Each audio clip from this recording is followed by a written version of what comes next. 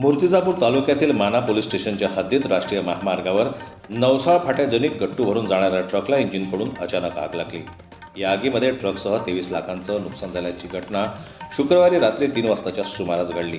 मात्र यामध्ये सुदैवानं प्राणहानी टळली.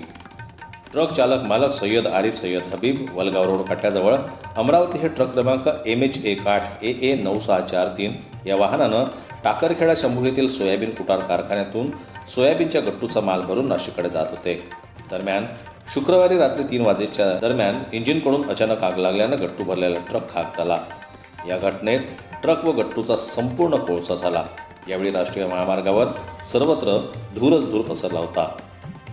सदरची माहिती माना पोलीस स्टेशनचे पोलीस ठाणेदार सुरेश यांना मिळताच उपनिरीक्षक गणेश महाजन, अंमलदार उमेश हरमकर, दीपक सोळंके, महेश पिंजरकर, चालक हिरळकर, महिला पोलीस सुशीला आठवले यांनी घटनास्थळी पोहोचून विस्कळीत झालेली वाहतूक सुरळीत केली.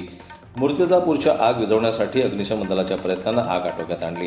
या घटनेत सोयाबीनचे गट्टू 3 लाख व ट्रक 20 लाख असे एकूण 23 लाख रुपयांचे नुकसान झाल्याची माहिती समोर आलेली आहे. संजय ओमक, जनमत लाईव्ह न्यूज, अकोला.